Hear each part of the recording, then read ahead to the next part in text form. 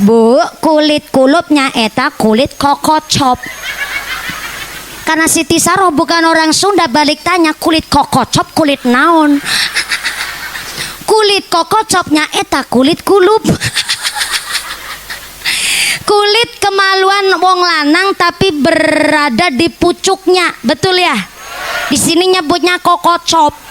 Akhirnya secara detail Nabi Ibrahim menjelaskan kepada Siti Saroh. Akhirnya Siti Saroh paham. Oh ya paham. Jadi kulit kokocop nyaeta kulit pucuk kemaluane wong lanang. Lah terus mau dibagaimanain itu Pak? Itu kulit kokocop mau saya potong supaya hilang najisnya. Motongnya pakai naon? Pakai gaman. Akhirnya Siti Saroh ngucap astagfirullahaladzim. Saya ente setuju. Lah kunaon ente setuju? Lah itu kulit kokocop kulit hiji-hijina. Tak aya gantina Pak.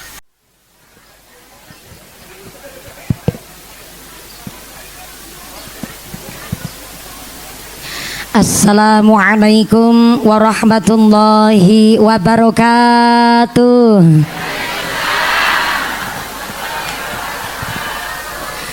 Nu semangat jawab uluk salamna, abi doaken panjenengan sadayana engke uih ka bumi kengeng artos 8 juta. Assalamualaikum warahmatullahi wabarakatuh.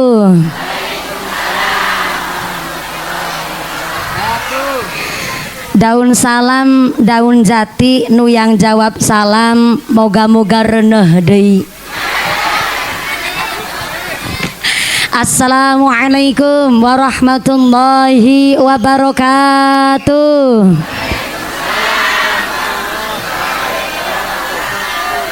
Bismillahirrahmanirrahim. Alhamdulillahilladzi ja'ala 'aidan li'ibadihil mu'minin. Wassalatu wassalamu ala asrafil anbiya'i wal mursalin wa ala alihi wa ashabihil mujahidin at-tahirin. Allahumma sholli ala sayyidina Muhammadil fatih lima ughliqa wal khatimi lima sabaqa nasiril haqqi bil haqq wal hadi ila siratikal mustaqim wa ala alihi haqqa qadrihi wa miqdarihil azim. Amma ba'd. Hadaratal muhtaramin wal mukarramin, para alim, para ulama, para ajengan yang kami hormati dan yang kami muliakan. Wabil akhos nu simpuring hormati panjenenganipun akhinal kiram Bapak Haji Taufik yang kami cadong barokah doana. Wabil akhos kepada Al Ustadz Muspik Anwar yang kami hormati dan yang kami ta'zimi. Wabil akhos kepada Al Ustadz Casim yang kami hormati dan yang kami taati. Wabil akhos kepada akhinal kiram Al Ustadz Fatur Rahman, oke akhinal kiram Al Ustadz Sultani yang kami hormati dan yang kami taati fatwa oge dawuh-dawuhna. Wabil akhos kepada sadayana aparatur pemerintah desa Ciawi. Wabil akhos Bapak Kepala Desa Bapak Indah Risman yang hari ini sedang dirawat di rumah sakit. Moga-moga sabaripun Ibu Kuwu dan keluarga menjadikan Bapak Kepala Desa Bapak Kuwu Indah Risman diberikan sehat walafiat, diangkat segala penyakitnya, diberikan berkah badannya, berkah kepemimpinannya, dan membawa manfaat kemaslahatan. Amin Allahumma. Wabil akhos kepada sahibil walimah, sahibil hajat nu arepan bayari kita, panjenenganipun Bapak Asep oge Ibu Herlina sak keluargi. Moga-moga Bapak Asep Ibu Herlina sak keluargi diberikan sehat panjang umur, yuswanu manfaat barokah, diberikan mawaddah warahmah wasakinah, sumrambah kepada sadayana para jamaah Allahumma. Wabil akhos pinanganten sunat adik saya Ananda Hamzah Munasik yang alhamdulillah 1 tahun yang lalu telah dikhitankan. Walaupun sunatnya sudah 1 tahun yang lalu, saya menyampaikan selamat menempuh bentuk yang baru. Karena telah dikhitankan, mudah-mudahan adik saya Ananda Hamzah Munasik diberikan jadi anak yang soleh, min ahlil ilmi, min ahlil Quran, min ahlil khair, min ahlil ibadah. Amin Allahumma. Wabil akhos kepada keluarga besar Bapak Rusdi beserta keluarga dan anak cucu, keluarga besar Mbah Nurwandi dari Kubang Pari Reja, Mbah Nurwandi dari Pari Reja dan keluarga yang kami hormati dan yang kami muliakan. Wabil akhos kepada Tanfidiah Surya Nahdlatul Ulama Ranting Ciawi, pimpinan GP Ansor, pimpinan Tanfidiah Surya Nahdlatul Ulama ingkang tansah kaula muliaken.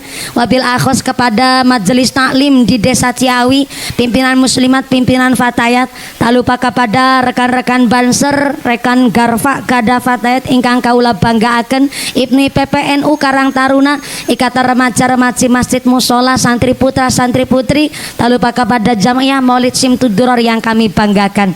Wabil akhos kepada sadayakna para tamu undangan nu duduk calik lemprakan tegebagian senek jajan, mudah-mudahan tetap kebagian karohmatan, kebagian kaberkahan, kebagian pertolongan, yang lagi sakit ilang sakite, yang lagi meriang ilang meriange, nu lagi wudunen ilang wudune, nu lagi sakit mata ilang sakite, dikasih sehat walafiah, diberikan ghirah semangat ibadah. Amin Allahumma. Para bapak haji, bu hajah, para calon haji, para calon hajah, hadirin hadirat ma'al muslimin wal muslimat rahimakumullah. Shallu ala Nabi Muhammad. Gusti Allah ndawaken di dalam Al-Qur'an, al-malu wal banun zinatul hayatid dunya. Yang namanya harta, yang namanya anak, zinatul hayatid dunya, perhiasan di alam dunia. Yang namanya orang tua, demi dititipi anak keturunan, sampai bahasa Jawane ora anak di anak-anakna, teu aya di aya-aya keun. Sampai-sampai Bu Eli harus merantau ke Taiwan 6 tahun guys. Ternyata Pak Asep pun sampai kurus kering. Bukan karena tiap hari di sawah, tapi 6 tahun sampai karaten, nganggur nggak dipakai. Ternyata orang tua sampai tak aya di aya-ayakeun. Demi apa? Demi bisa mendidik anak. Kalau orang Jawa bilang ngucapnya sirah kanggo sampean, sampean kanggo sirah. Meme geger adus keringet banting tulang setengah mati. Soale apa? Namanya orang tua katitipan anak. Jangankan anak pinter ranking hiji, anak sehat wae rasanya seneng, betul? Leres. Apalagi punya anak rajin sholat, ngaji Qur'annya pinter, diomongi orang tua manut, walah orang tua bangganya luar biasa. Kenapa kok anak harus ngaji didasari dengan agama? Orang tua mah tos nyaho naon. Orang tua hiji bisa ngerawat anak salapan, tapi anak salapan belum tentu bisa ngerawat orang tua hiji. Betul. Ayah orang tua ngerawat anak mengharapkan kapan besarnya, tapi ayah anak ngerawat orang tua lagi mengharapkan kapan. Oh, modelnya orang Ciawi.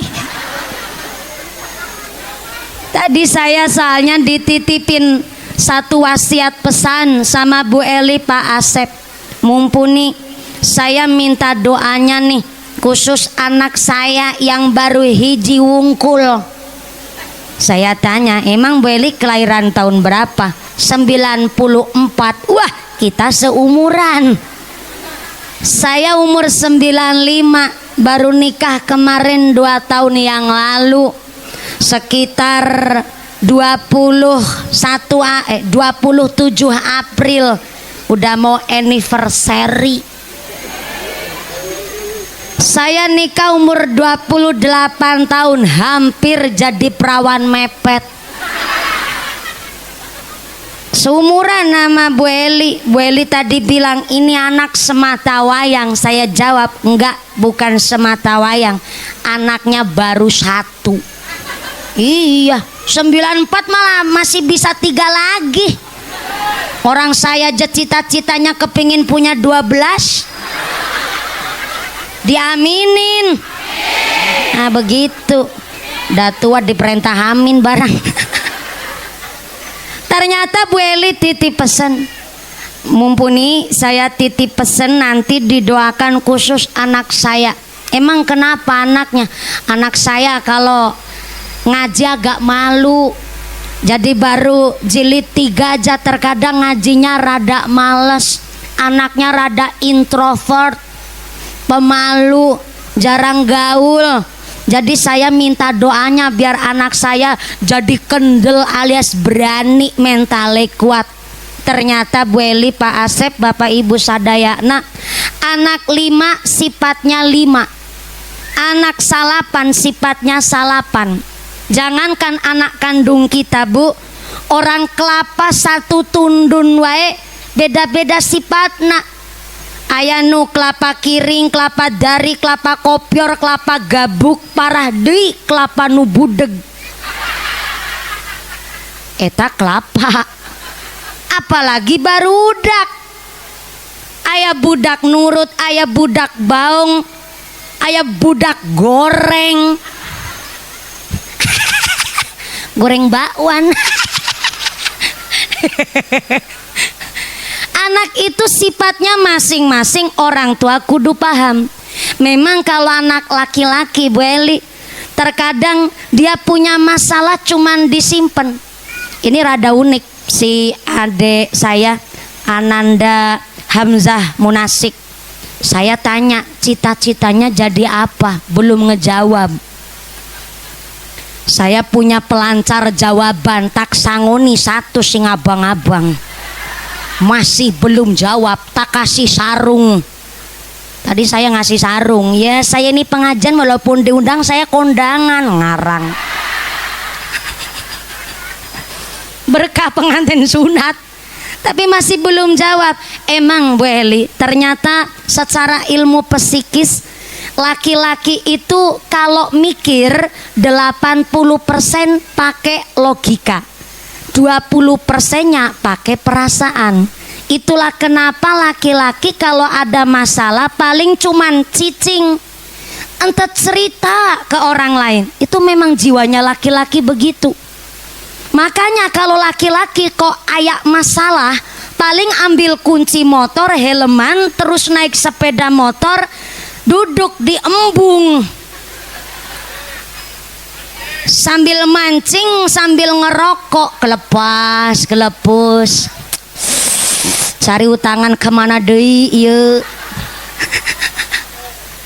Kenapa laki-laki nggak gampang cerita? Laki-laki ngerti cerita curhat ama istri malah dibentakin, cerita ama tetangga malah dipoyokin. Akhirnya laki-laki kalau jengkel ayak masalah paling cuman diem. Beda sama ibu-ibu sama awewe. Perempuan 80% mikirnya pakai perasaan, 20%-nya pakai logika. Itulah kenapa perempuan kalau aya masalah, walah kayak knalpot bocor.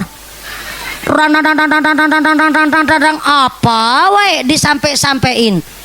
Nah kalau suami ngerti istrinya pamajikana rubiahna, dikira saya tanya ho. Pamajikana Rubiana lagi emosi, suami jangan ikut nyatroni. Kalau ikut nyatroni walah bisa habis rumah. Soalnya apa namanya, istri sekali nesu jengkel lagi marah, kok suami malah tanya, "Bu, duit kemarin emang masih ada?" Walah, gue jawab ping sewidak rolas. Pak, duit seket takok nak. Ngerti dewek duit seket zaman sekitar Serapayu ora laku Pak. Kayak bocah sekolah jaluk bayaran. Sepatu tas pada bodol barangan aku isin Pak muslimatan celak bedak gincun teng kabeh selagi centek Rafiani malah kayak kondangan Masya Allah beraba micin uya lengah Jawa entek perentek malah kutangku siji retok rala-rai lengane pedot be sampai turun teles gati kota kondisi ngepes siap ora. Tuh perempuan Mulane ini karena Bu Eli baru pulang kemarin Januari awal 2026. Sebenarnya kemarin Mas Asep rada gemukan. Ini baru mau 6 bulan wis kurus kerontang maning ge. Namanya perempuan 80% mikirnya pakai perasaan, 20% pakai logika. Maka kenapa laki-laki itu memang dari sejak kecil kadang mau cerita, mau curhat itu memang rasanya sungkan. Kenapa? Karena memang jiwanya laki-laki. Maka monggo kita jadi orang tua bisa jadi tempat cerita anak-anaknya. Terkadang kita orang tua nggak terlalu memperhatikan, malah akhirnya terlalu mengabaikan ceritane anak. Anak itu macam-macam sifatnya, soalnya terkadang nakal atau tidaknya tergantung lingkungan. Kemarin tetangga saya kejadian soalnya ada budak kelas 2 SD. Ternyata ini budak pingin pindah sekolah, sama orang tuanya nggak boleh. Mau cerita nggak jadi tempat cerita. Akhirnya ada kasus bapak ibunya kehilangan duit. Duitnya itu tiap minggu ternyata mesti kelong. Tahu kelong nggak? Berkurang. Kelong di sini Sunda nyebutnya naon? Sarua. Kelong. Kalau kelong berkurang, kalong mamane kampret Pak. Kelong. Oh, di sini kalau berkurang kalong. Kelong.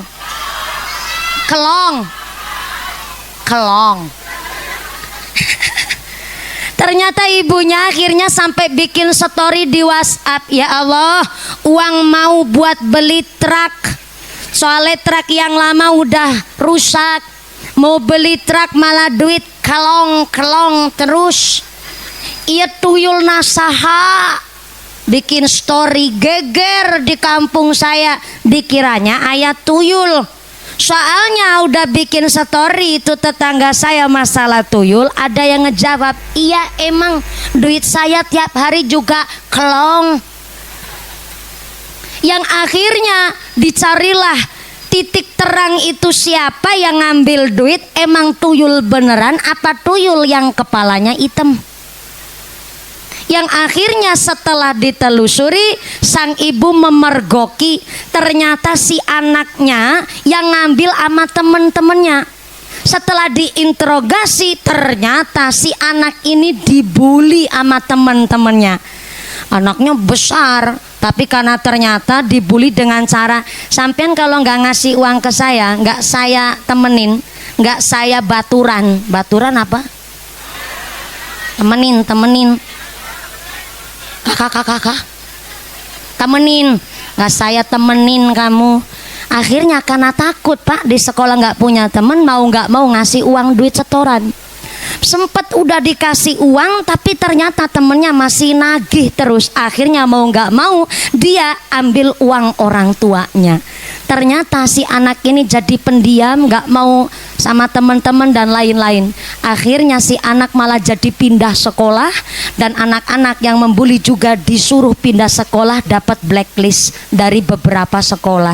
Jadi punten, anak itu memang terbentuk tidak hanya karena orang tuanya, tapi karena lingkungan.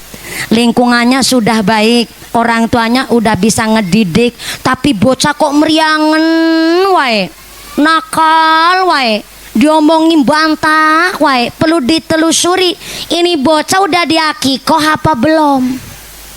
Nah, saya mau tanya Mas Asep, Mang Bapak apa AA? Mang Asep. Mang Asep, saya mau tanya, anak si Hamzah udah diakikoh belum?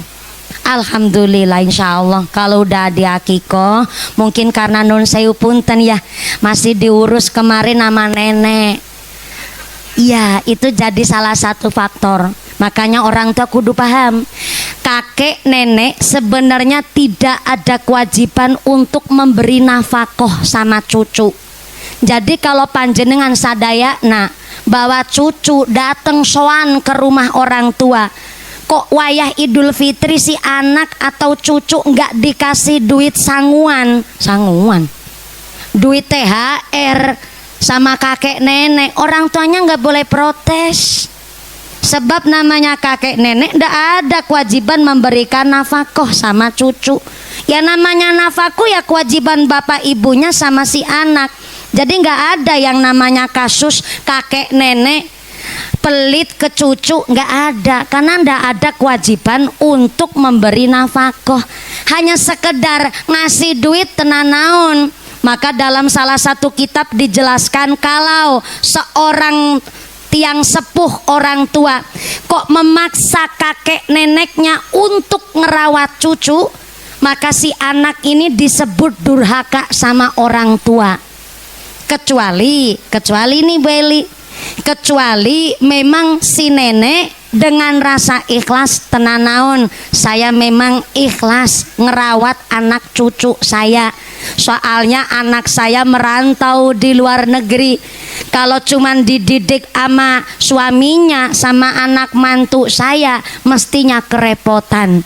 Tapi kalau sampai nenek kakeknya yang biasanya rajin sholat, tapi sholatnya malah jadi terbengkelai gara-gara ngerawat anak cucunya, maka itulah disebut si anak sudah termasuk durhaka sama orang tua. Jadi maka ya pantas ada salah satu sebab karakter kenapa adik kita Mas Hamzah iya ternyata masih belum bisa seperti anak-anak pada umumnya. Maka tadi saya tanya sama Mang Asep, ini Bu Eli cuman cuti apa pulang? Mas Asep jawab, insya Allah iya pulang. Karena punten, anak saya juga perlu sosok ibu. Harus ada seorang wanita yang memang benar-benar ditakuti dan disegani sama anak saya. Maka alhamdulillah pulang ya. Mudah-mudahan Bu Eli diberikan sehat, bisa jadi contoh apik teladan kanggo anak-anak KB. Amin Allahumma shollu ala Nabi Muhammad. La ilaha illallah al-malikul haqul mubin Muhammadur Rasulullah shadiqul wa'dil amin. La ilaha illallah al-malikul haqul mubin Muhammadur Rasulullah shadiqul wa'dil amin. La ilaha illallah al-malikul haqul mubin Muhammadur Rasulullah shadiqul wa'dil amin. Sepisan deui. La ilaha illallah al-malikul haqul mubin Muhammadur Rasulullah shadiqul wa'dil amin. Mikul dhuwur mendem jero iku kabeh karepe wong tuwa, mula ibu oke bapa kudu sae anggon dadi contoh mikul dhuwur mendem jero iku kabeh karepe wong tuwa mula ibu oke bapa kudu sae anggon dadi contoh la ilaha illallah al-malikul hakul mubin Muhammadur Rasulullah shadiqul wa'dil amin sekali deui la ilaha illallah al-malikul hakul mubin Muhammadur Rasulullah shadiqul wa'dil amin amin sallu ala Nabi Muhammad. Iya kalau ngajina semangat begini sampai yang hadir sekitar 1250 setengah.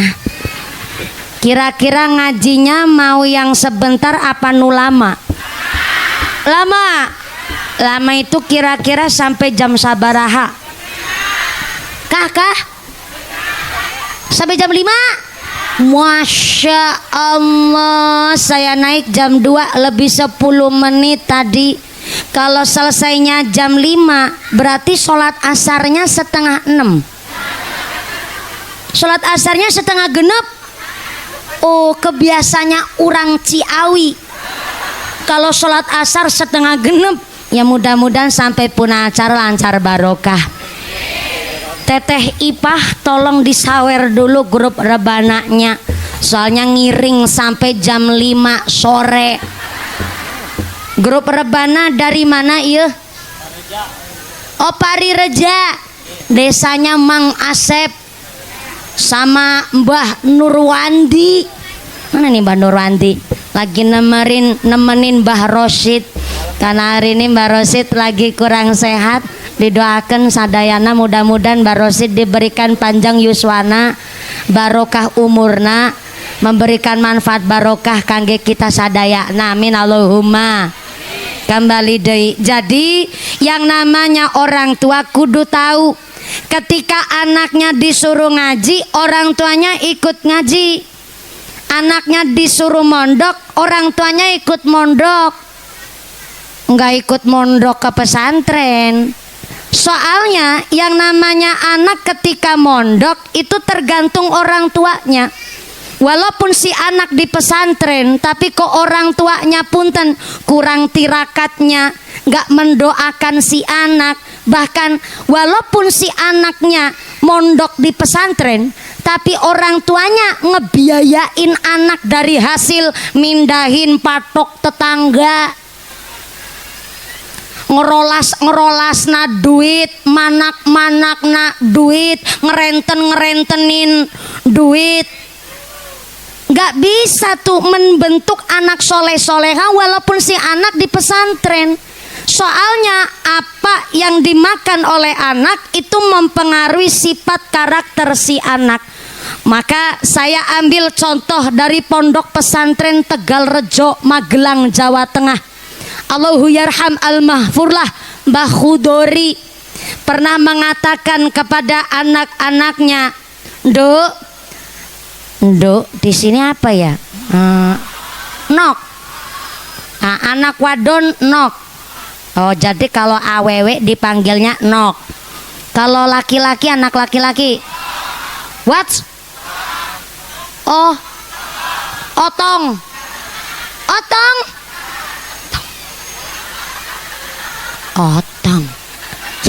Ya. Tong asal kata dari otong. Nok asal kata dari senok. Nok apa senok? Nok. Oke. Nok, tong.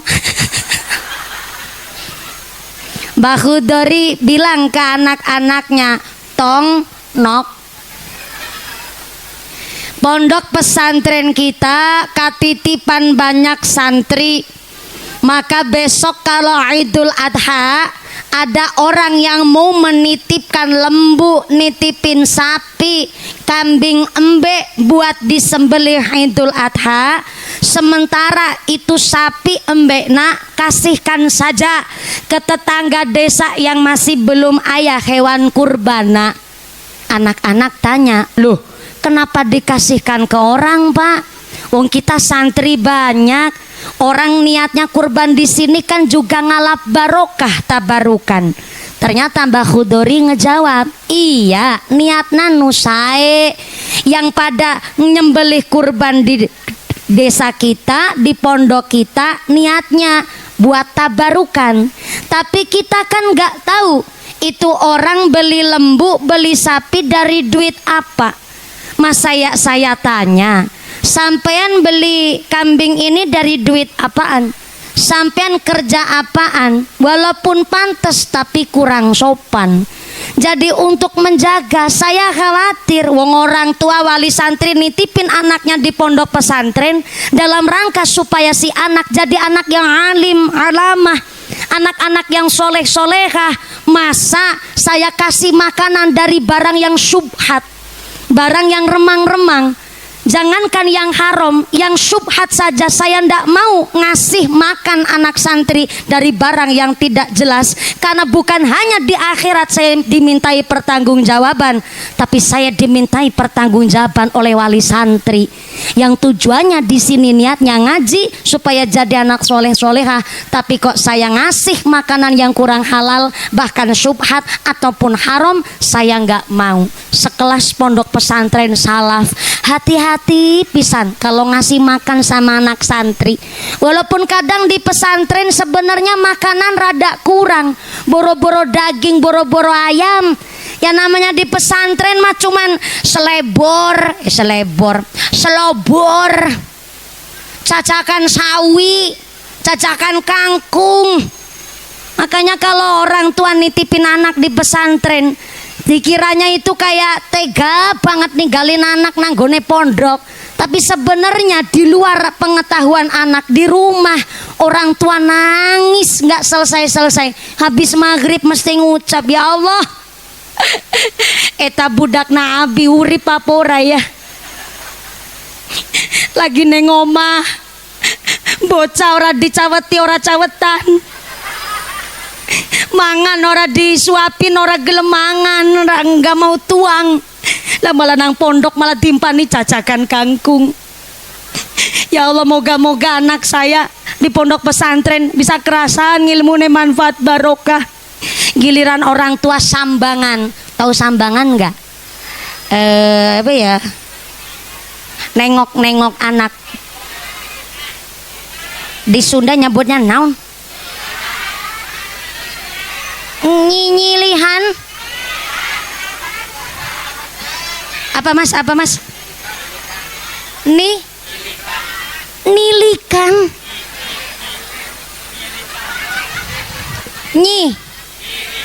Nyilikan. Oh, nyilikan. Saya akhirnya dapat kosakata baru. Indonesia ada 720 bahasa yang berbeda. Masih provinsi Jawa Tengah aja kita bahasanya udah macem-macem. Walaupun Cilacap ada bagian yang Sunda, tapi saya Cilacapnya bagian ujung timur, udah deket Banyumas. Kalau yang Cilacap Sunda mah Karangpucung, Daya Luhur, Wanareja, itu aja yang bagian gunung, perbatasan Salem, Bantar Kawung sama Kabupaten Brebes. Jadi saya baru nyaho. Kalau sambangan di pesantren di sini nyebutnya nyilikan.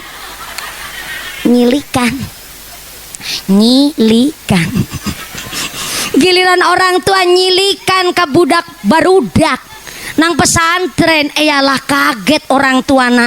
Tadinya masuk cantik-cantik pisan bareng di nyilikan sama orang tua, isine awak koreng karo gudig, decangkrangen, decataken, apa di sini nyebutnya? Budugan. Tapi ternyata ada obat yang mujarab untuk santri budugan. Kenapa sih santri harus budugan? Apa karena pesantrennya nu kotor? Apa pesantrennya tidak bersih dan tidak steril? Ternyata walaupun pesantren modern apapun, memang anak santri itu rata-rata budugan. Terkadang maaf, alat mandi anak dipinjem sama temen yang nun sewunya nggak tahu, tanpa seizin anak kita bisa jadi. Yang kedua, punten, anak santri kok budugan, ini dalam rangka tirakatnya anak supaya ilmunya tambah manfaat. Supaya apa? Perjuangannya itu ada. Makanya kalau kemarin di Nusa Tenggara Barat sempat ada peraturan anak sekolah wajib berangkat jam 5 pagi setelah sholat subuh. Ternyata nggak efektif. Kenapa nggak efektif? Karena bukan santri. Kalau santri nggak usah ditanya. Jangankan berangkat sekolah jam 5, jam 3 subuh tos bangun dalam rangka sholat tahajud, sholat malam, sampai Quranan sampai subuh. Habis sholat subuh setoran hafalan. Coba bayangin Bu, udah setoran hafalan, otaknya jalan, budugan. Ulah gua telek kemurunyak nek orang Cilacap bilang mah. Dan itu tidak bisa dilakukan oleh yang bukan santri. Jadi santri hebat apa ente? Hebat, tepuk tangan dong buat santri seluruh Indonesia. Makanya jangan macem-macem sama santri. Ketika santri ditanyain, emang besok cita-citanya jadi apa? Kalau udah punya istri mau dikasih makan apa? Dikasih makan kitab kuning? Punten maaf, santri di pesantren tidak hanya ngaji kitab, tapi oleh sang kiai diajari masalah kehidupan sehari-hari, nyambut gawe, kerja. Sampai di pesantren aja ada ekstrakurikuler, ada caranya di pawon, di awuhan. Naon. Awuh. Kakak. Kawuh. Awuk. Tungku perdapuran. Kak Hau. Baru kali ini ceramah harus pakai tenaga dalam. Hau. Makanya kalau santri tos mukim udah selesai ngaji, dia terjun ke masyarakat, jadi imam masjid oke. Jadi penghulu oke. Lanjut kuliah pantes. Lanjut jadi dokter pun luwes. Sampai hari ini pun baru ada peraturan lagi, habis pesantren bisa langsung lanjut ke kuliah. Nyalon kuwu pantes. Langsung nikah gas, ayo jalan. Ilmunya udah paham. Sampai santri macul pinter menek wit kelapa bisa, dan dari gendeng bocor kecil kesamber bledek masih hirup. Kenapa santri sakti? Barokah dari Pak Kiai, tidak hanya ngaji kitab tapi ngaji kehidupan sehari-hari. Maka adik saya, teman-teman sekalian, ataupun siapapun yang lagi mencari cita-cita, boleh jadi polisi, mau jadi jadi banser juga boleh, tapi mondok dulu, ngaji di pesantren. Tanya nih yang pada kerja di luar negeri, khususnya daerah Banjarharjo, katanya banyak TKI TKW, betul Pak? Sarwa kayak di Cilacap, khususnya Cilacap bagian pantai selatan. Walah, rumahnya Pak gablek banget. Kenapa gablek banda? Ya pada kerja di Korea, Jepang, minimal Taiwan. Jadi Taiwan itu minimal di sana. Rata-rata Korea sama Jepang Pak. Dan punten, saya pernah ceramah di Taichung. Taichung itu berarti Taiwan Tengah ya, Bu Ella. Ya benar. Eli apa Ella ya tadi? Ya Eli, ya Allah.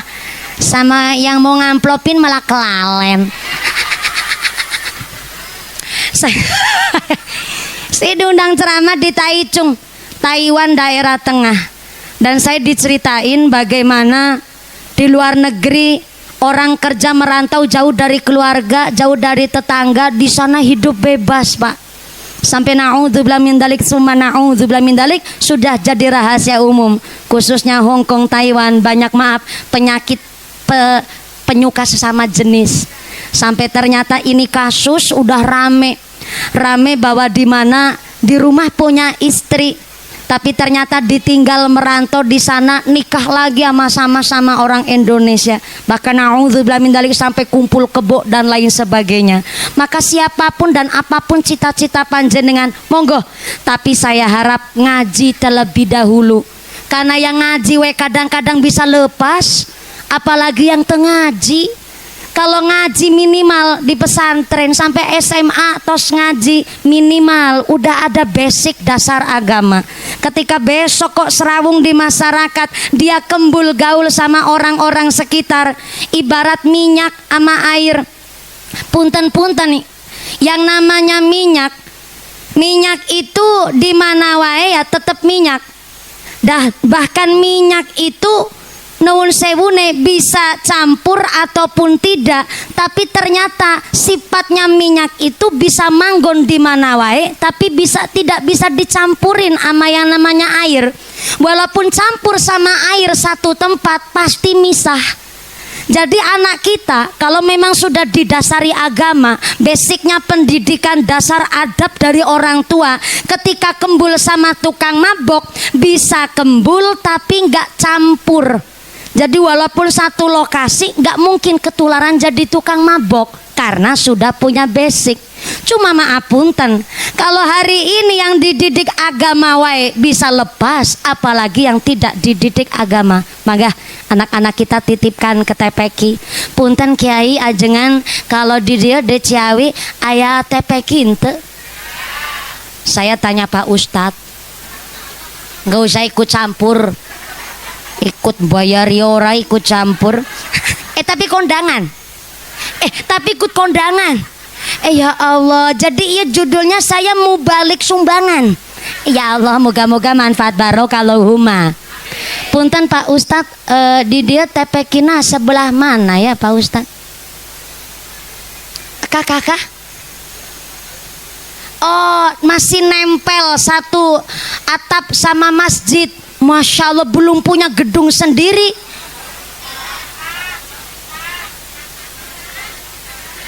Oh, di belakangnya. Ya, alhamdulillah. Berarti anak-anak ibu udah pada ngaji?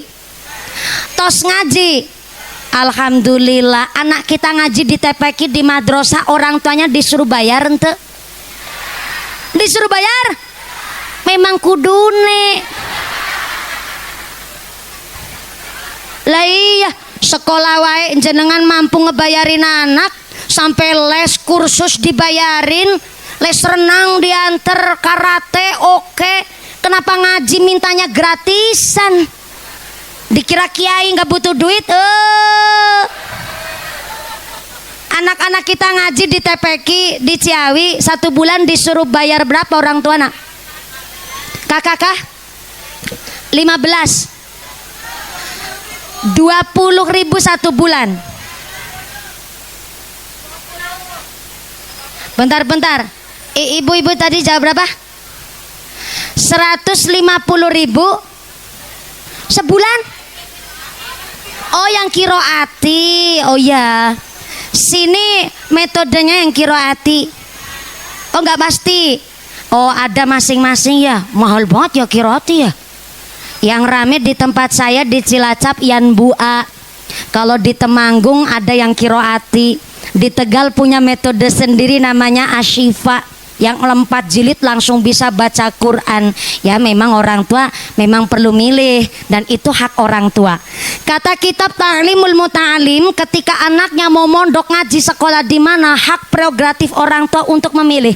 Jadi anak kita mau dititipin kemana itu tergantung orang tuanya. Bahkan kata Ta'limul Muta'alim, orang tuanya disuruh mikir minimal 2 bulan. Berapa bulan ibu?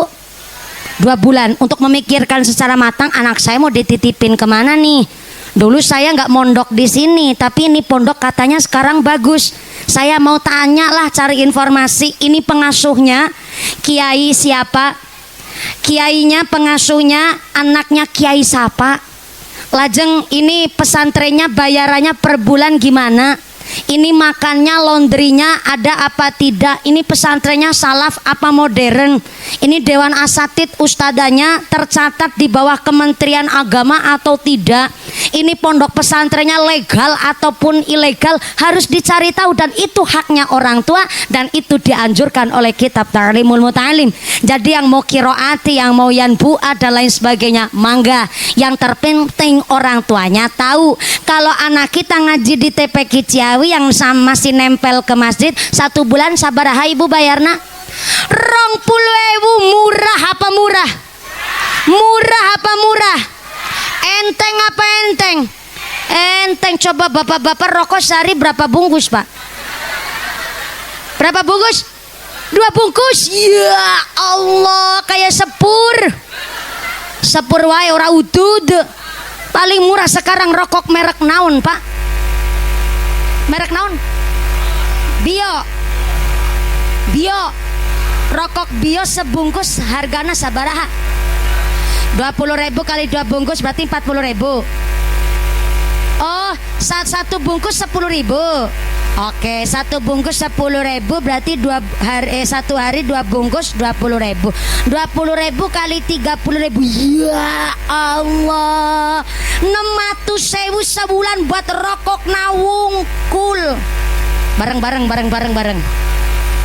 Genep 100.000 1 bulan buat rokok nawung.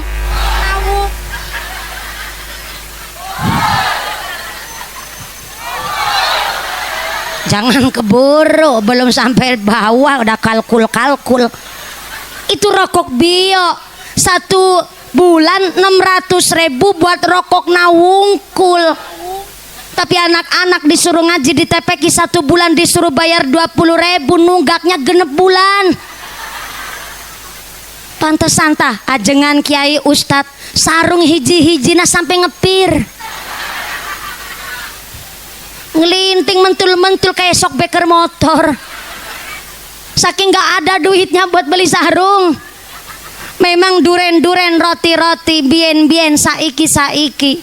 Dulu Bu, kalau anak mau ngaji, mau sekolah, orang tuanya sowan dulu ke rumah guru, ke rumah ustad.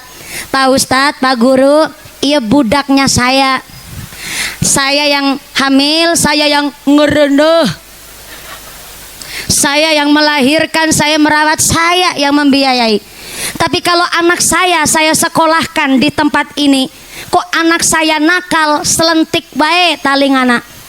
Kalau anak saya kok nyalai peraturan, tabok bae. Saya punya prinsip Pak Kiai, Pak Guru, kalau anak saya di sekolah mampu hormat sama guruna, berarti saya sukses mendidik anak saya. Orang tua zaman dulu begitu. Setelah memang terbukti di sekolah melanggar peraturan, kok si anak kena efek jerah hukuman, katakanlah ditabok sama gurunya, sampai rumah laporan tuh sama orang tua. Orang tua zaman dulu nggak ada yang ngebelain anak, malah nambahin pantes ditabok weh. Lagi nang omah bera manut, apa mana nang sekolah nakal mana? Hah? Nakal sekali nakal dilaporin gue karo gurune gue. Zaman dulu gitu, sehingga anak ada rasa segan kepada guru, ada rasa hormat kepada orang tua. Zaman hari ini nggak usah sampean berharap ada hal demikian.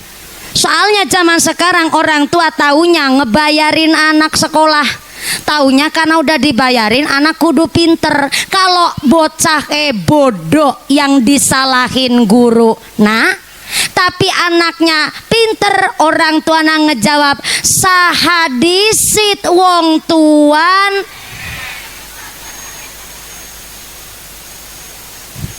Keadaan zaman sekarang Pak begitu.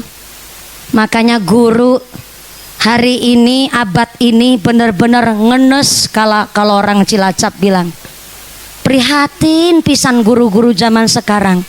Maaf punten. Gurunya bingung di sekolah bocah nakal, ditegur orang tuanya nggak terima. Ketika si anak diselentik kupingnya sampai rumah laporan ke orang tua, malah besok paginya si guru udah di dalam penjara. Kemarin tuh di Demak, Jawa Tengah, ada seorang guru TPQ, si anaknya ini di sekolah nakal pisan, Udah ditegur bolak-balik, tapi si anak masih nakal, ngerusuhin sama teman-teman yang lain. Yang akhirnya itu bocah ditabok lah sama sang guru. Ternyata orang tuanya nggak terima, malah nuntut gurunya bayar 25 juta rupiah. Rame tuh sempet geger daerah Demak dan sempat viral. Maka punten ya, hari ini orang tua kudu ngerti bu. Lagi orang tua ngedidik anak kandung wae kadang-kadang sampai habis kesabaran. Tanya tuh sama Bu Eli. Jenengan ya udah nyicipin, udah punya anak banyak. Pasti namanya orang tua kadang-kadang gemes sama anak sendiri.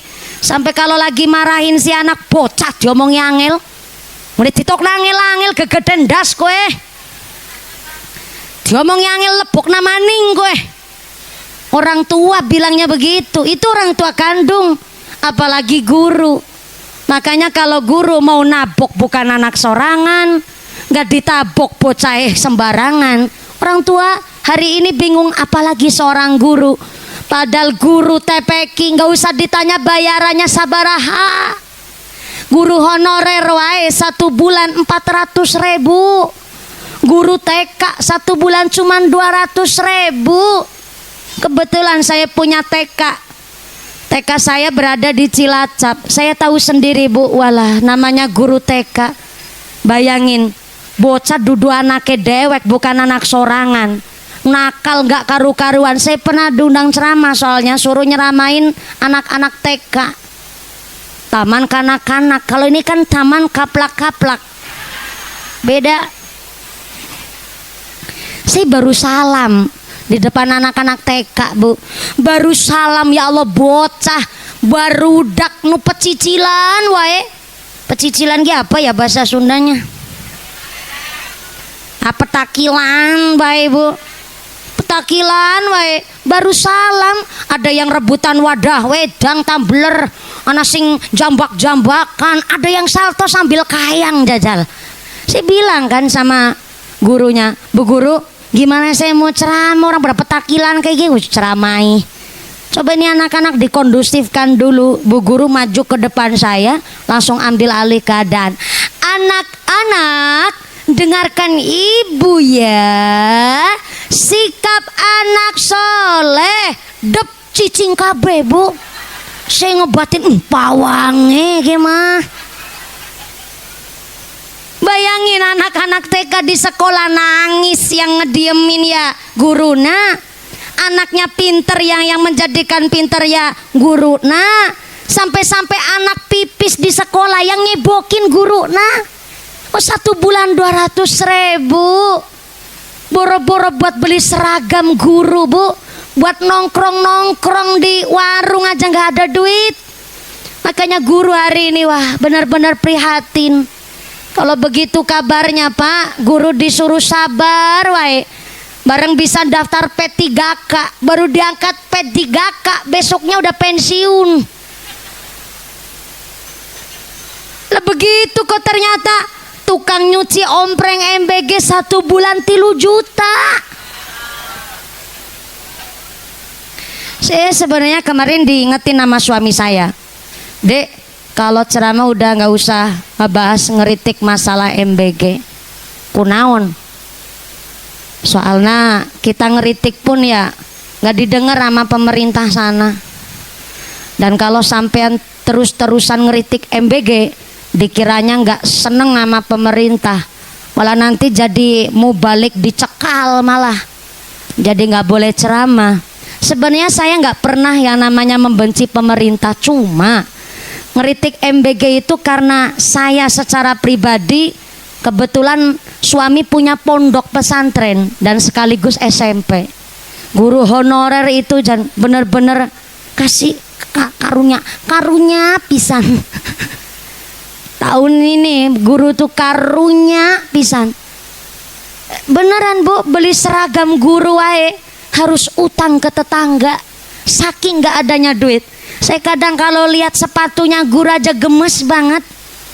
Sepatu tanpa mengsol-mengsol bu sepatu. Saya mikir, ya Allah, MBG itu program baik, tapi harus dikaji ulang. Karena MBG itu diambil dari dana pendidikan yang kalau 1 bulan itu seluruh Indonesia 1 bulannya itu 300 triliun. 300 triliun, bukan miliar, 300 triliun.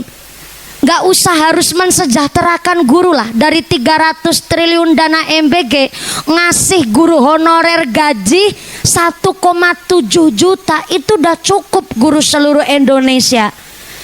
Tepuk tangan dulu tenan naon. Sampai kemarin Pak Kiai saya ada sedikit informasi di SMP saya yang alhamdulillah juga ada pondok pesantren salafnya. Kepala sekolah saya itu baru almarhum Bapak Afif baru 2 bulan sudah mulai perkembangannya sudah terlihat. Ada salah satu murid yang ternyata sampai hari ini belum mau berangkat sekolah di Mutung, cara orang Cilacap bilang. Adzan asar. Kita perdengarkan adzan asar terlebih dahulu. Adzan asarnya selesai, ngajinya lanjut gitu ya Bu. Shallu ala Nabi Muhammad.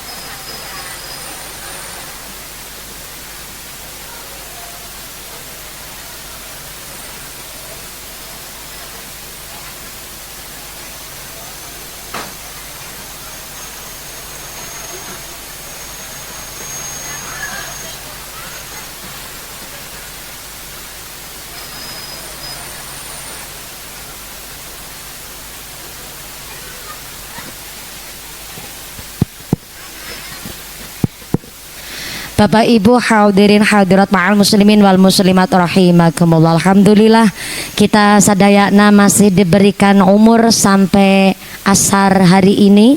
Mudah-mudahan sebelumnya dan seterusnya umur kita adalah umur yang manfaat.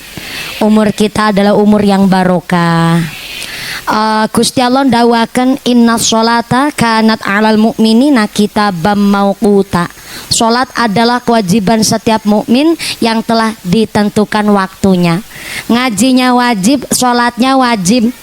Kata kitab Sulamu Taufik, kalau menjalankan ibadah wajib tapi menyepelekan ibadah wajib yang lain, Kata kitab Sulamut Taufik itu namanya murtad khofi. Apa itu murtad khofi? Setengah imannya itu rusak karena ngelakonin ibadah wajib tapi nyepelein ibadah wajib yang lain. Contoh, utang puasa Ramadan tahun 2025 belum diqodho, sampai sengaja masuk ke Ramadan tahun kemarin ini kok puasa yang kodok tahun kemarin belum disarutang, belum dikodok, itu namanya termasuk murtad khofi karena ngelakonin puasa yang sekarang tapi utang puasa yang tahun kemarin disepelein. Itu kata kitab Sulamut Taufik, murtad khofi setengah imannya itu rusak. Maka hari ini wajib ngaji itu wajib, sholatnya juga wajib, tapi ngelakonin wajib nyepelein wajib niku ya salah. Mula monggo panjenengan sadayana sekarang niat sholat asar di dalam hati ayeuna mangga.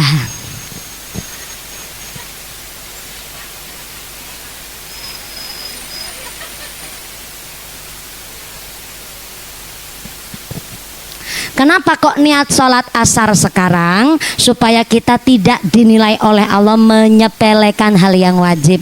Oke, kalau uih ka bumi panjenengan masih keringetan, duduk sebentar ngilangin keringat, terus ambil wudhu langsung melaksanakan sholat asar supaya kita tidak dinilai menyepelekan hal yang wajib. Moga-moga duduk kita hari ini membawa manfaat, segala dosa-dosa kita dihampura. Amin Allahumma shollu ala Nabi Muhammad.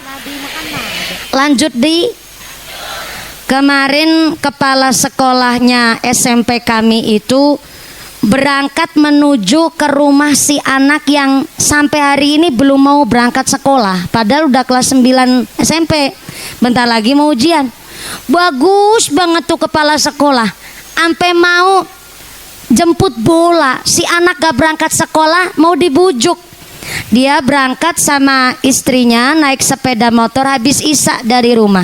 Niatnya mau ke sekolah dulu, ke kantor ambil berkas. Ternyata perjalanan dari rumah menuju ke SMP paling cuman jarak sekitar 3 sampai 5 km, nggak ada malah. Ternyata di perjalanan karena malam hari penerangannya kurang alias jalan-jalan di tempat itu ndak ada penerangan. Ternyata ada jalan rusak, terus ini sepeda motornya oleng, jatuhlah ke selokan. Padahal itu jatuhnya nggak ada luka luar, tapi ternyata langsung dibawa ke rumah sakit, divonis ada pembengkakan darah di otak, harus dioperasi, operasi besar. Dan ternyata kejadian kecelakaan Sabtu kemarin dan Selasa kemarin meninggal dunia.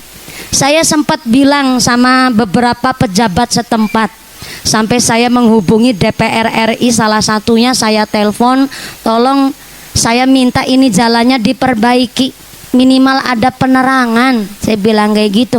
Ternyata ada pejabat yang menjawab, punten, dana APBN APBD itu dipotong sekarang, efisiensi anggaran. Jadi ternyata sampai buat bangun jalan wae Pak dipangkas uangnya untuk MBG itu tadi. Sebenarnya MBG program baik, 15.000 sampai tangan ibu-ibu di rumah tangga mah bisa beli kangkung, tahu, sak telur-telurnya. Ya enggak Bu? Tapi ternyata MBG program baik cuma sampai perut anak kita itu terlalu banyak tangan-tangan celutak, tangan-tangan tukang kutil, tangan-tangan tukang sunat. Yang harusnya dapat kangkung tahu minimal telur, sampai perut anak kita cuman keripik tempe 3 biji. Begitu. Saya nggak benci sama pemerintah, dan saya yakin program MBG tahun berikutnya selanjutnya akan bagus. Cuma punten harus dikaji ulang. Mulane saya menyuarakan ini bukan karena bencinya saya ke pemerintah, tidak, tapi saya di pihak guru. Saestu Bu, guru nggak diperhatikan, sampai jalan bae bosok ora didandani, jalan butut. Bukan jalan desa, jalan yang macam-macam minta tanggung jawab pemerintah. Dahlah, sekarang kita orang dusun, orang kampung, tinggal berpikir bagaimana masyarakat menolong masyarakat. Kalau kiranya guru terlalu diabaikan, mari kita masyarakat estu menjaga guru dengan cara apa? Anak dari rumah dididik dengan baik, punya akhlak, punya adab, kasih tahu, hormat sama guru. Biar guru pun juga nun sewune segan kepada orang tuanya, sebab orang tuanya telah mendidik akhlak adab nusae kepada anak-anaknya. Titipkan ke TPQ, titipkan ke pondok pesantren sesuai anjuran kita, pilih pondok pesantren paling baik. Silakan anak dititipkan ke TPQ pilihan orang tua. Mudah-mudahan kita sebagai orang tua mampu melaksanakan tugas-tugas kita sebagai wali santri. Amin Allahumma shallu ala Nabi Muhammad. Kalau anak sudah dititipin ke pondok, diberikan rizki yang halal, tinggal ditirakatin. Bu Eli, kalau setiap habis sholat jangan lupa khusus hadiah Fatihah buat si Mas Hamzah. Syukur lagi ibu-ibu pada tahu cara tirakat untuk anak. Pertama, ditirakatin pakai puasa. Pakai naon ibu? Puasa. Syukur puasana bisa Senin Kamis. Puasa Daud ya mangga kalau kuat. Kalau masih muda mah gak usah puasa Daud. Soalnya napa, kasihan suami bentar-bentar minta dibikinin kopi. Ngaji pikirannya macam-macam sampean. Senin Kamis nggak kuat, biar suami yang puasa. Jadi Mas Asep, Mang Asep juga ikut puasa. Mas Asep bilang lagi kurus-kurus suruh puasa. Ibu rumah tangga nih biasanya prihatin kalau nggak kuat puasa Senin Kamis, khusus nih puasa ayamul bid tenanaon 13, 14, 15. Kalau nggak bisa, hari lahirnya anak dipuasani. Kalau orang Cilacap bilang puasa weton. Cara sini naon? Sarwa. Puasa weton. Sarwa. Ya, puasa weton. Wetonan. Wewetonan. Ribet banget orang Sunda. Tinggal puasa weton, wewetonan. Wewetonan dina lahire anak umpamane Senin Kliwon apa Rebo Paing, berarti kan 8 hari sekali. 8 hari sini nyebutnya apa ya? Sami, 8 hari sekali anak dipuasani dina lahire anak. Soalnya naon, namanya orang tua itu masalah doa kepada anak tidak terhalang apapun, langsung tembus langit pitu. Beli kalau puasa kontek kuat silahkan ditirakati pakai sodako. Berangkat ke masjid sholat jamaah, bawa duit 5.000 cemplungin ke kotak amal, didoain duitnya, ya Allah lantaran sodako ini moga-moga anak saya sehat walafiat, anak saya dijauhkan dari sifat yang dolim, dijauhkan dari sifat-sifat maksiat, anak saya diberikan sehat, anak saya diberikan soleh, ngajinya pinter, sekolahnya lurus, cemplungin duitnya. Ketemu anak yatim jangan cuma Muharram wungkul, 2 minggu sekali ditengokin anak yatim, bawa duit 20.000. Nok aja ngomong karo uane ya, iya duit kanggo jajan, kasih 20.000 ya, didoain duitnya, ya Allah moga-moga lantaran sodako sama anak yatim anak saya cita-citanya diijabah, mau mondok di pondok kerasan ilmune manfaat, dilantarin sodako. Duit nggak punya puasa ente kuat, di sana tirakat naon habis maghrib bablasin ke isya. Karena ternyata maghrib sampai isya itu namanya qiyamul lail cadangan. Jadi kalau bapak ibu kok kepingin sholat tahajud tengah malam gak bisa bangun karena kecapean, maka ada yang namanya qiyamul lail cadangan. Maghrib sampai isya bablasin, jangan habis sholat langsung pelencing minggat, gugupan mau megang remote nyekel TV scroll TikTok. Wong wadon-wadon nggih Lebar maghrib bablasin ke isya. Buat apa? Baca Quran. Syukur mujahadah. Mujahadah itu habis sholat taubat lanjut sholat hajat. Bisa dilaksanain di waktu apa wae tenanaon. Yang penting ketika kalau habis asar panjenengan mau mujahadah bisa. Tapi kalau mujahadah dianjurkan malam. Tapi kalau habis asar sempatnya waktu mau mujahadah habis sholat asar atau sebelum sholat asar sholat taubat sholat hajat dulu tenanaon. Tapi kalau habis sholat asar kan udah nggak ada sholat sunnah lagi yang dikerjakan, jadi mangga. Atau nggak sholat taubat sholat hajat dulu tenanaon, langsung wae mujahadah. Saya kemarin praktek di perjalanan mujahadah nggak ada 40 menit mujahadah. Kecil ibu-ibu mah wong 2 jam setengah scroll HP be kuat. Mujahadah paling cuman 40 menit Bu, sebentar. Khusus nih buat anak-anak apalagi yang punya hajat dibablasin mujahadah. Mujahadah belum bisa, saya punya ijazah nih. Kalau habis sholat maghrib nama anak disebut bin binti saha, nanti dihadiahin Fatihah 41 kali. Bocah opat 41 kalian.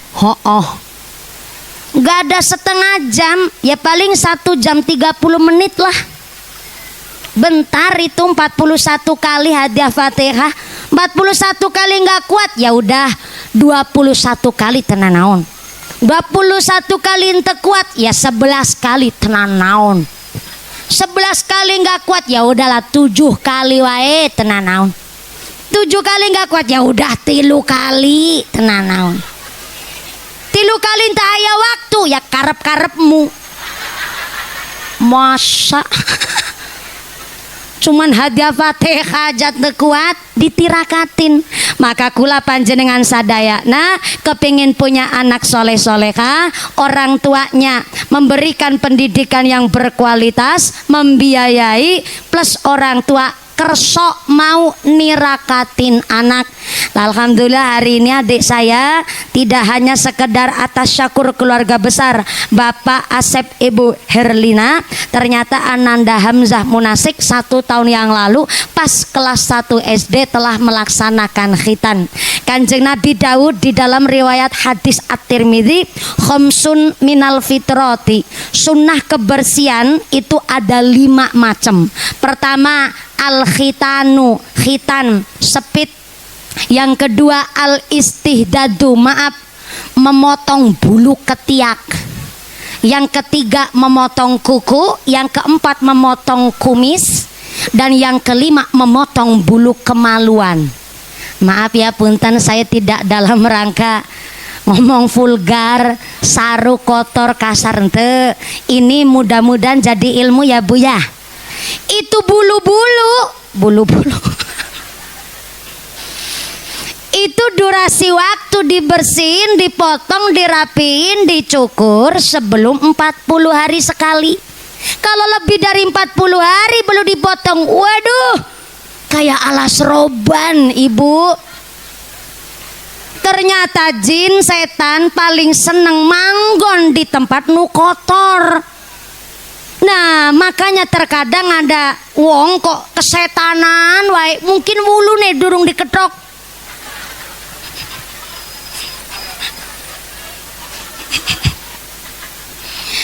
Mulane sedurunge 40 dina itu bulu-bulu harus dipotong. Soalnya kalau nggak dipotong buat duduk, buat salik aja susah. Angel. Maka 40 hari sebelumnya itu bulu diterbiasakan, dirapihin. Malah direbonding. Ya nggak usah disemoting barang, dipotong, dirapin itu bulu-bulu. Kecuali khitan, gak bisa 40 hari sekali dipotong. Kalau khitan 40 hari sekali wadah pandes. Tahu pandes ente? Pudes, pundes.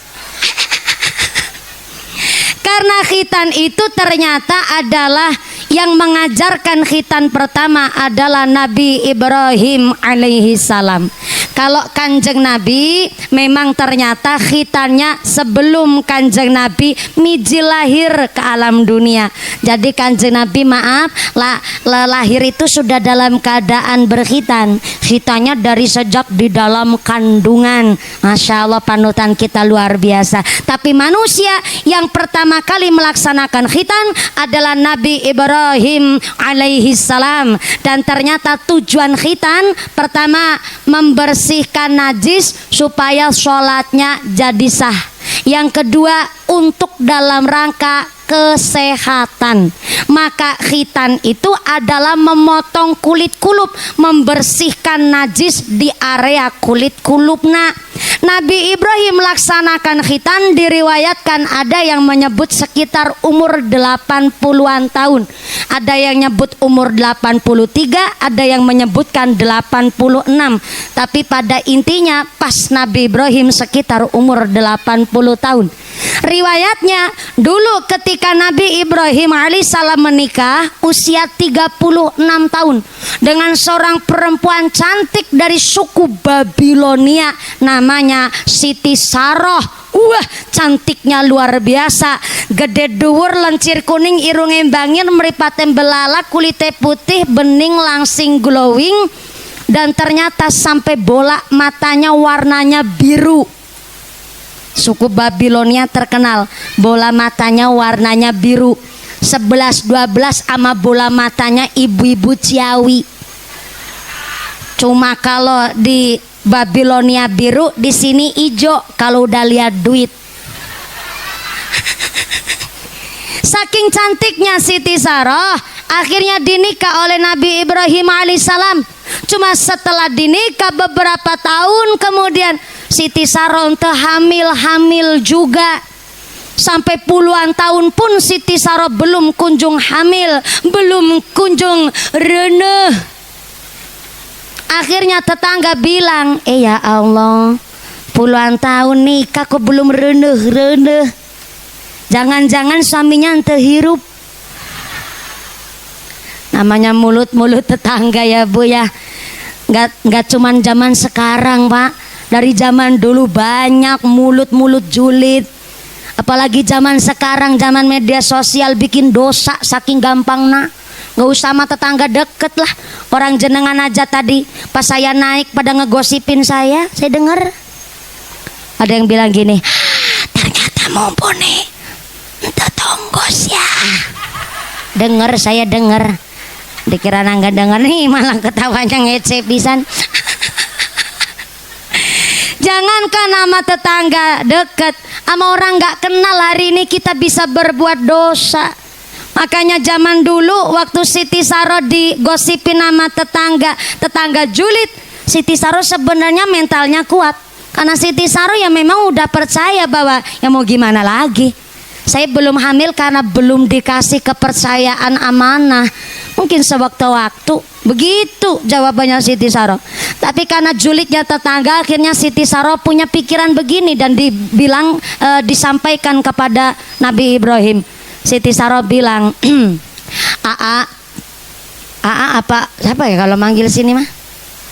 Aa Ibrahim. Saya mah yakin kalau Allah akan ngasih saya keturunan rezeki anak. Tapi punten sudah puluhan tahun berlalu. Mungkin Allah akan menitipkan rezeki anak bukan dari rahim saya, tapi mungkin dari rahim orang yang dipilih. Maksudnya gimana? Gini loh Pak, saya yakin saya ketitipan anak, tapi kok udah puluhan tahun saya belum diberikan hamil. Maka saya izinkan kepada Bapak, mangga cari istri deui. Ternyata Nabi Ibrahim disuruh oleh Siti Saroh untuk cari istri lagi. Akhirnya Nabi Ibrahim kaget tapi campur seneng. Hah, betulan iya? Oh. Tapi ayah syaratnya Pak. Ayah syaratnya Bu? Ayah lah. Syaratnya naon Ibu? Syaratnya Bapak boleh nikah deui cari madu, tapi yang mencarikan istri kedua saya sendiri, Siti Saroh. Wih, mantep apa mantep? Zaman sekarang 1001 ada perempuan istri model begitu. Malah nggak ada. Kata siapa nggak ada? Ayah, cuma jarang. Kemarin di adik saya di Indosiar, namanya Neng Mas dari Purwakarta, Karawang. Neng Mas dari Karawang, lulusan Pondok Pesantren Jombang, Jawa Timur, ikut aksi berarti tahun 2000, sekitar 2015-2016. Dia memutuskan nikah gasik umur 19 tahun. Ternyata setelah nikah, dia dinikah oleh seorang tokoh ulama, Kiai kondang di daerah Ciamis, dan kiai muda, punya pesantren, punya perusahaan. Mantep banget pokoknya. Setelah nikah beberapa tahun kemudian dikasih anak, anaknya langsung 2. Setelah dikasih anak, tapi Neng Mas ini bilang sama suaminya, saya tiap hari mulang santri di pondok, sampean yang ngurus pondok, ngurus perusahaan. Saya kok khawatir sampean gak ada yang ngerawat. Saya khawatir saya kurang memuaskan jenengan, saya kurang ngerawat jenengan. Maka silahkan sampean mau cari istri deui tenanaun, akan saya antar ke Jombang. Saya punya banyak teman santri. Dikiranya cuman bercanda, ternyata betulan diantarlah ke Jombang, dinikahkan sama temannya. Jadi si Neng Mas jadi istri pertama, temennya jadi madu. Itu kejadian, Bu, zaman sekarang. Tapi punten, saya kan terus cerita sama ibu saya. Pas dulu saya cerita begini, mak, ibu tahu ceritanya si Neng Mas? Ibu saya bilang, shh, aja banter-banter. Emang kenapa, mak? Saya takut bapak denger. Emang kalau denger kenapa? Walau mumpudi, Bu Budi. Sampai orang ngerti. Mau bengi tadi malam ibu ngimpi. Ngimpi naon, mak? Kayak dramatis banget soalnya. Ibu ngimpi, di dalam mimpi nih ibu bapak ngeboncengin wong wadon. Saya kaget dong. Ya Allah, siapa gue wong wadon? Embuh, orang ngerti wong jero ngimpi. Lah terus hatiku rasanya kayak disobek-sobek, hatiku rasanya kayak diobong, dibakar pakai api. Saya jawab, kan cuma mimpi, mak. Ibu saya ngejawab lagi, oh kue ra ngerti rasanya, hatiku rasanya kayak disobek-sobek rasanya, padahal cuma mimpi. Lah pagi harinya itu ibu saya ngebikinin kopi buat bapak saya. Pas disandingin ke depan hadapan bapak saya, ibu saya tanya, Pak, itu tadi malam awewe saha? Bapak saya gelagapan bingung. Wong wadon awewe siapa? Maksudmu? Aku mau pergi ibi. Sampean ngeboncengin awewe lah, iku awewe deh saha? Bapak saya ngejawab, ya mbung ke sing ngimpi takon aku. Itu baru mimpi, padahal laku ternyata Siti Saroh sampai mengikhlaskan, silakan Pak nikah deh, tapi yang cari istri kedua saya sendiri. Jos banget, iman dididik oleh Nabi Ibrahim, terlahirlah Siti Saroh yang kuatnya luar biasa. Setelah Siti Saroh mencari siapa yang akan dijadikan istri kedua, nemulah seorang budak hamba sahaya atau pembantu asisten rumah tangganya Siti Saroh sorangan. Siapa? Yaitu Siti Hajar dari suku Afrika. Punten maaf, face-nya itu sangat berbeda. Siti Saroh bening putih langsing glowing, Siti Hajar karena dari Afrika hidung guys. Kakak? Iya hidung. Hidung cara sini naon? Hidung. Ireng banget Siti Hajar. Tapi walaupun hidung, ternyata Siti Saroh majikannya itu ternyata seneng sama kelakuan Siti Hajar, walaupun dia pembantu tapi akhlaknya say. Sehingga Siti Saroh menjadikan pembantunya jadi istri kedua sang suami. Tapi setelah Siti Hajar dinikah oleh Nabi Ibrahim alaihissalam, ternyata beberapa tahun hamil, Bu. Akhirnya tetangga lebih julid, fix suamina teh hirup.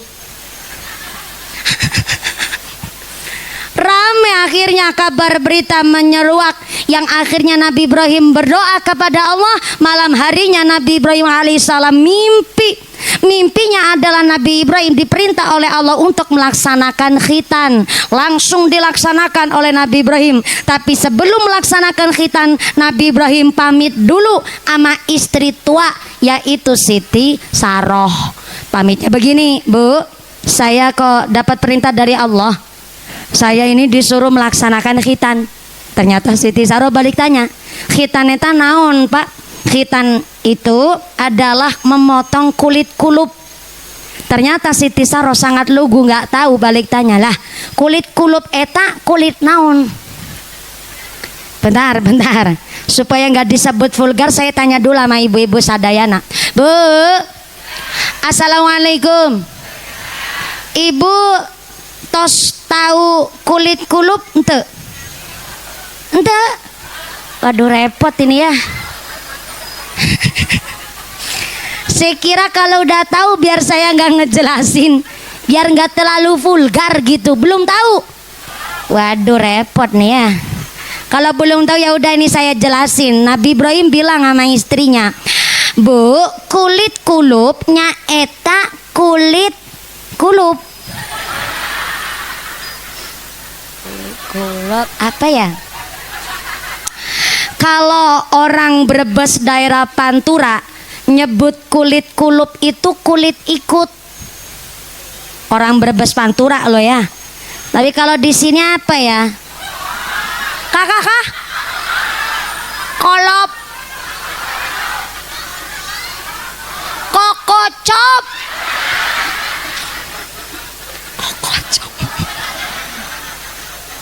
Kokocop.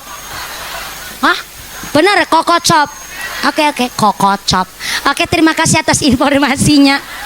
Karena jenengan udah ngasih tahu sama saya, nanti amplopnya saya bagi 2.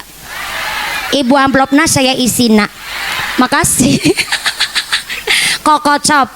Oke. Nabi Ibrahim bilang sama Siti Saroh, Bu, kulit kulupnya eta kulit kokocop. Karena Siti Saroh bukan orang Sunda, balik tanya, kulit kokocop kulit naon? Kulit kokocopnya eta kulit kulup. Kulit kemaluan wong lanang tapi berada di pucuknya, betul ya? Di sini nyebutnya kokocop. Akhirnya secara detail Nabi Ibrahim menjelaskan kepada Siti Saroh. Akhirnya Siti Saroh paham. Oh ya paham. Jadi kulit kokocop nya eta kulit pucuk kemaluane wong lanang. Lah terus mau dibagaimanain itu Pak? Itu kulit kokocop mau saya potong supaya hilang najisnya. Motongnya pakai naon? Pakai gaman. Akhirnya Siti Saroh ngucap astagfirullahaladzim, saya ente setuju. Lah kunaon ente setuju? Lah itu kulit kokocop kulit hiji-hijina, tak aya gantina Pak. Ibu, iya tak nggak dipotong sadaya. Nah, saya lebihin, saya sisain. Insya Allah sisanya masih agak panjang. Ya, kan tadi saya udah bilang kan. Sampai nggak tahu kulit kulup, ternyata kulit kokocop. Jadi agak vulgar dikit lah, tapi mudah-mudahan jadi ilmu. Akhirnya Siti Saroh tetap nggak setuju. Akhirnya diam-diam Siti Saroh ngumpetin segala senjata tajam di rumah. Aya pesok, aya lading, aya gunting, aya kampak, diumpetin kabeh lah pokoknya. Yang namanya khawatir kulit hiji-hijina mau dipotong. Padahal udah dijelasin mau disisain, tetap nggak percaya. Akhirnya setelah Siti Saroh lengah, diam-diam Nabi Ibrahim mencari gaman. Pesok dicari teu aya. Kampak dicari teu aya, gunting juga kosong di rumah. Akhirnya Nabi Ibrahim setelah ngelongok-longok longan, tahu longan teu? Di bawah amben kolong kokolong, gara-gara kokocop jadi kokolong. Setelah nengok kolong bawah kasur, ternyata Nabi Ibrahim nemu kampak. Gimana lagi, cuman kampak wungkul layakna. Yang lain itu pada diumpetin. Akhirnya bawa kampak, Nabi Ibrahim berangkat ke tengah hutan. Sampai di tengah hutan Nabi Ibrahim lihat aya batu besar. Setelah lihat batu besar, Nabi Ibrahim terus manjat itu batu besar, ketapel sampailah di atas batu. Maaf punten ya, rada vulgar. Nabi Ibrahim langsung melorotin celana, terus duduk di atas batu. Maaf punten ya, manucu cakrawane Nabi Ibrahim disupit, langsung ditaruh di atas batu klawer. Sampean ketawa ngetawain naon? Klawerna ngaji pikirannya jangan macem-macem. Kan umur 80 tahun lebih waktu itu nikahnya sama Siti Hajar itu udah ngumur, udah usia, dan khitannya itu sekitar umur 86 tahun. Ya wajar kalau habis langsung ditaruh klawer. Habis ditaruh di atas batu, Nabi Ibrahim megang kampak. Nabi Ibrahim berdoa, Bismillahirrahmanirrahim. Tak pendelo copot helmna Nabi Ibrahim. Ternyata Nabi Ibrahim merasakan sakit yang sungguh luar biasa, tanpa dibius, tanpa alat medis, tanpa bantuan sapa-sapa tak aya, cuman sorangan pakai kampak di dek. Iya Allah, iya sakit pisan iya. Tapi kan sambil jumbul-jumbul, tahu jumbul-jumbul, mencolot. Saking sakitnya nggak pakai bius. Kalau zaman sekarang mah gampang, tinggal milih si anak mau pakai laser, mau pakai PMS. Bahkan untuk anak-anak yang maaf berkebutuhan khusus itu ada yang namanya sunat hipnotis. Karena kalau anak yang maaf usia SLB tapi udah balik, mau dihitan terkadang rada susah. Jadi harus dihipnotis dulu. Tapi kalau buat anak yang tidak berkebutuhan khusus ya nggak usah harus dihipnotis. Kecuali ada fobia takut berlebihan boleh, karena untuk alternatif. Tapi kalau anak yang buat anak yang sehat ya nggak usah hipnotis, karena darah itu sebagai saksi si anak ini telah dikhitankan. Lah Nabi Ibrahim pakai kampak. Iya. Sambil mumbul saking sakitnya, akhirnya Gusti Allah ngutus malaikat Jibril supaya ngobatin Nabi Ibrahim alaihissalam. Setelah diobatin, ternyata atas izin Allah langsung sembuh seketika itu juga. Akhirnya Nabi Ibrahim waktu sembuh langsung pulang ke rumah. Sampai rumah maaf tengah malam, karena udah bentuknya baru, Nabi Ibrahim itu kepingin ngereyen apa ya bahasa sini ya, nyoba kepingin nyoba, tapi maapunten nyobanya sama istri kedua, istri muda nyaeta Siti Hajar. Setelah dijajal ternyata Siti Hajar istri kedua kaget, karena kan pamitnya sama istri pertama pas mau khitan. Nah ternyata istri kedua yang dicoba. Akhirnya istri kedua kaget, tanya alamat Nabi Ibrahim. Ayang embeb, namanya istri muda ya agak centil dikit memang. Ayang embeb punten ya, ini kok nggak kayak biasanya ya. Emang kenapa?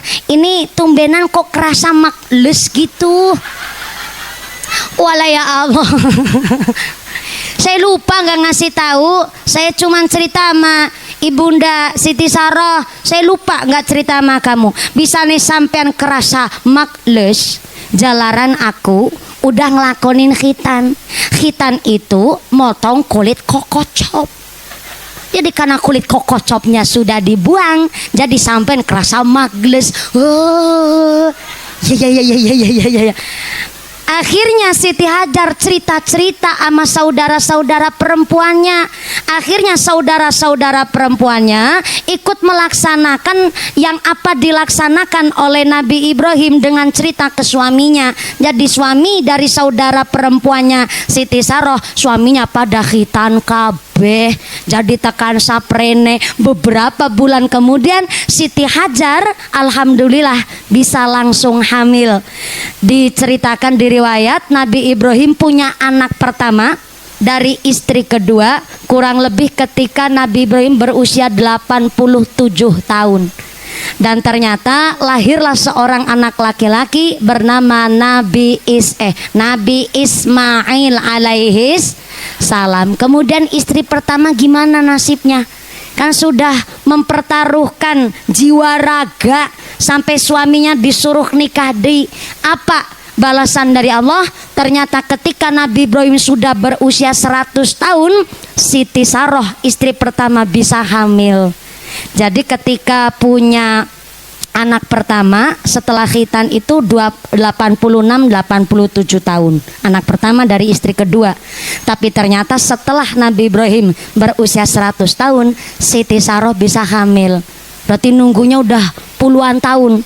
Lahirlah dari Siti Saroh seorang nabi namanya Nabi Ishak alaihis salam. Sempat Siti Saroh itu ngucap sama Allah, ya Allah, saya bersyukur tanpa henti-hentinya, saya bersyukur karena saya alhamdulillah langsung dikasih momongan.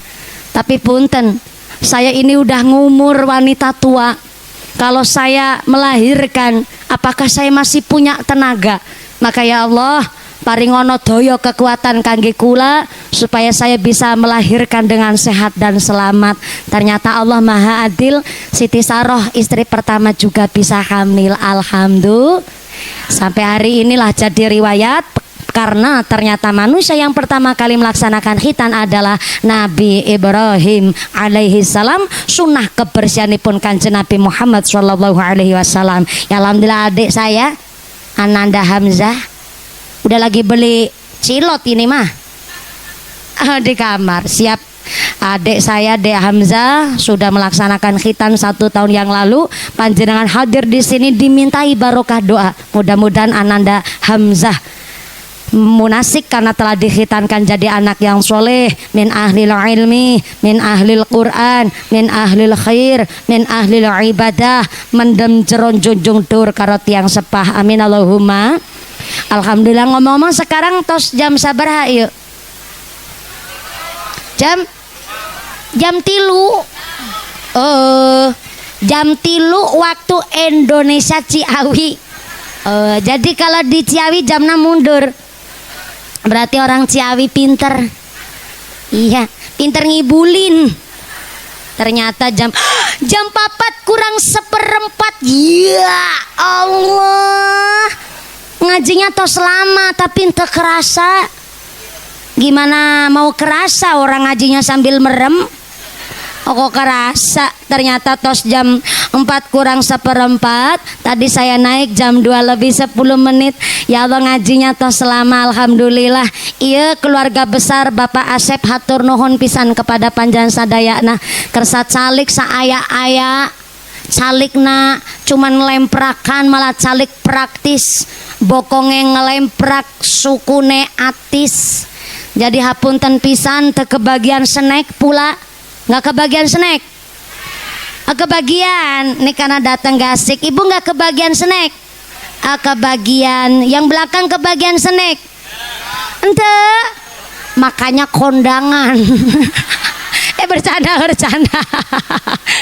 Pak Asep mengadakan ngaji iya bukan jenengan suruh kondangan tuh.